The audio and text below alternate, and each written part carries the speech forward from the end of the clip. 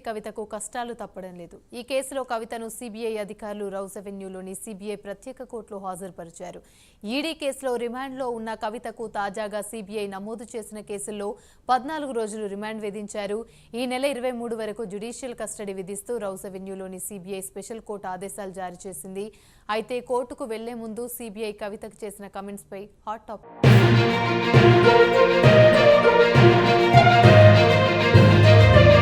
Delhi liquor policy కేసుపై కీలక వ్యాఖ్యలు చేశారు బీఆర్ఎస్ ఎమ్మెల్సీ కవిత.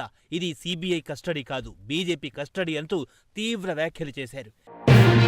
బయట మాట్లాడుతున్న విషయాలని లోపల అధికారులు తనను ప్రశ్నిస్తున్నారని ఆరోపించారు కవిత. ఒక్కటే విషయాన్ని అధికారులు పదే పదే అడుగుతున్నారంటూ మండిపడ్డారు. అయితే ఎమ్మెల్సీ కవితపై న్యాయమూర్తి కావేరి బావేజా ఆగ్రహం వ్యక్తం చేశారు. కేసు కోర్టులో ఉన్నప్పుడు మీడియాతో ఎలా మాట్లాడుతారంటూ న్యాయమూర్తి ఆమెను హెచ్చరించారు. బీజేపీ కస్టడీ బయట బీజేపీ వాళ్ళు మాట్లాడేది లోపల సిబిఐ వాళ్ళు కూడా అడుగుతున్నారు. అడిగిందే అడుగుతున్నారు. 2 నెలల నుంచి నథింగ్ న్యూ. అయితే లిక్కర్ కేసులో కవిత సరైన సమాధానాలు చెప్పడం లేదని కోర్టుకు తెలిపారు.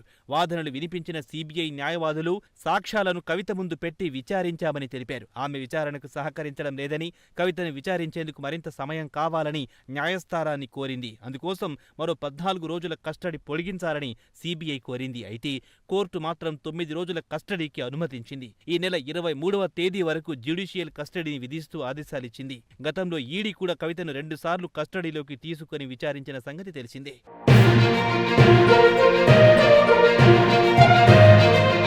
ఇదిలా ఉంటే ఢిల్లీ లిక్కర్ స్కామ్ కేసులో అరెస్టై తీహార్ జైల్లో ఉన్న కవిత మరోసారి రౌస్ అవెన్యూ కోర్టును ఆశ్రయించారు. సిబిఐ కేసులో తనకు బెయిల్ ఇవ్వాలంటూ పిటిషన్ దాఖలు చేశారు కవిత.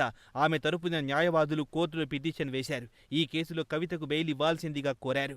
లిక్కర్ స్కామ్ కేసులో ఇప్పటికీ జ్యుడిషియల్ కస్టడీలో ఉన్న కవిత ఏప్రిల్ 11వ తేదీన సిబిఐ అరెస్టు చేసింది. అనంతరం కోర్టులో హాజరుపరచగా 3 రోజుల పాటు సిబిఐ కస్టడీకి కవితను అప్పగిస్తూ కోర్టు తీర్పిచ్చింది. ఈ 3 రోజులు లిక్కర్ స్కామ్పై కవితను సిబిఐ అధికారులు విచారించారు. తాజాగా మరిన్ని రోజులు కస్టడీ పొడిగించిన నేపథ్యంలో కవిత తరపు న్యాయవాదులు బెయిల్ కోరుతూ పిటిషన్ దాఖలు చేశారు.